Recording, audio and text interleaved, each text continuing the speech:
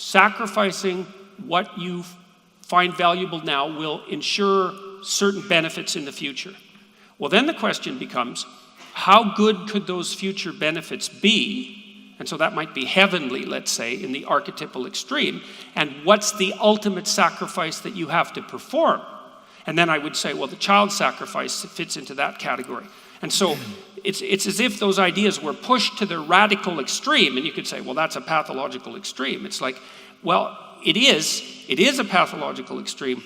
But I think we also have to understand that some of the things that we've learned as we've evolved towards our current state of wisdom, such as it is that they were learned in a very bloody and catastrophic way. They were learned with incredible difficulty. And delay of gratification was certainly one of those, because it's a hell of a thing to learn when you're in conditions of privation. Okay. Yeah, I think that the issue here for me is that you don't need a conception of, you don't need any kind of positive gloss on human sacrifice as a meme or as an archetype in order to form a coherent picture of the future that can motivate you. So delayed gratification is fully separable from a notion that it might ever be rational or good to sacrifice a child as an offering to an invisible other that doesn't exist. But how do you know it's separable? Because that's the developmental history. As you said, the so sacrifices even if came first. I think it is in fact historically separable, but let's just say it's not. Let's just say it's a matter of our origins. They're united. They're of a piece. It is the genetic fallacy to care about that origin. I mean, to say that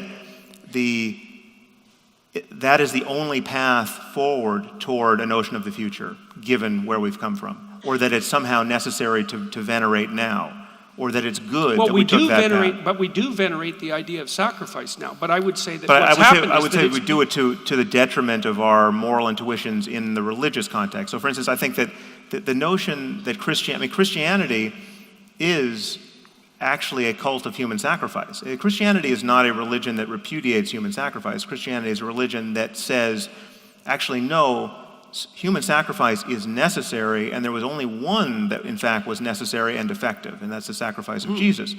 And I think that is, when you dig into the details, not only a morally uninteresting vision of our circumstance and how we can be redeemed, it's morally abhorrent, okay. Right? So I think there's better versions online. Let me ask you a question about that. So, in the moral landscape, you lay out this pathway. There's the bad life, and there's the good life, right? And you described what they were. And the bad life is a variation of hellish circumstances, and the good life is a variant of hypothetically the life that we would like to lead.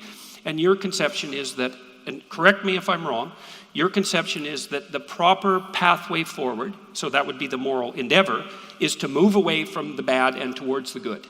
Yeah, insofar as we understand which way is up, yes. Yes. The basic claim is that we can be right or wrong with respect to our beliefs there. True. We don't necessarily know how to do that in an unerring manner, and we could subject that to approximation correction along the way, and we should, but we can outline the broad scheme. Yeah. Which is progress away from hell towards something that's positive. Yes. Yes. Okay, so I would say that there's an implicit claim in that you should sacrifice everything in you that isn't serving that to that. And I would say that that's essentially the same claim that's made in Christianity. Well, again, that is I understand the impulse to up-level these barbaric ignorance-derived beliefs, right, to something that is morally, that is interesting and palatable in the current context. And I understand you can do that.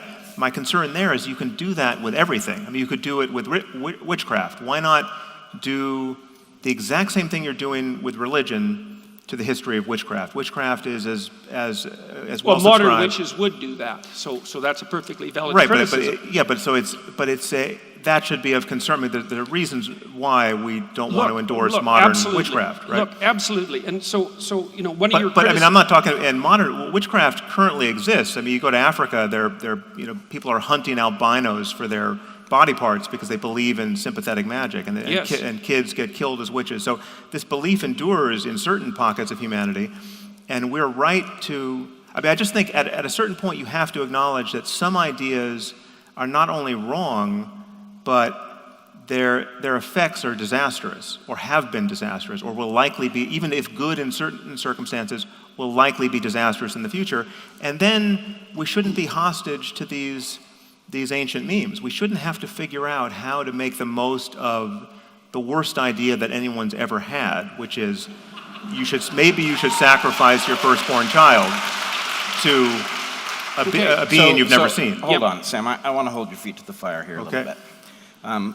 2 points. One, interesting observation. When you presented the example, so on your podcast I had argued that believing that porcupines can throw their quills might protect you from a porcupine that might wheel around even though porcupines can't throw their quills. Your listener sent the better example, which was all guns are loaded. When you presented it, you didn't say all guns are loaded. Well, You said treat all guns as if they are loaded, which is, I think, the same reflex that you have faced with any metaphorical truth, which is that it can always be unpacked. But actually, that's the way Jordan talks about believing in God as well. Right, and actually, so this is, but then if we take something like, you say, all right, sacrifice of children is abhorrent. Let's say it is. And then you say, well, Christianity hasn't foregone the sacrifice of children. In fact, it's described one child who is sacrificed for everybody else. But arguably, that's an upgrade of some metaphorical truth that frees those who are adhering to this tradition from ever considering sacrificing a child. And what it does is it provides a motivational structure that may, in fact, have very positive outgrowths, though not literal, the idea that someone would have sacrificed their own child for the benefit of everybody else not to have to. That idea might engender a large amount of good work that would result, as Jordan is pointing out. Let me just concede the hardest case for me, I mean, which I did up top, just in defining, after you define metaphorical truth, and I use the gun example, there's certainly cases where the useful fiction is more useful than the truth. I would grant that, but I think those cases are few and far between. But handling guns is one of them. It's just not useful when the casino opens across the street and you can place $1 million bet, right? Then you want to have some purchase on the literal truth. So you want to be able to, and again, this is psychologically interesting because.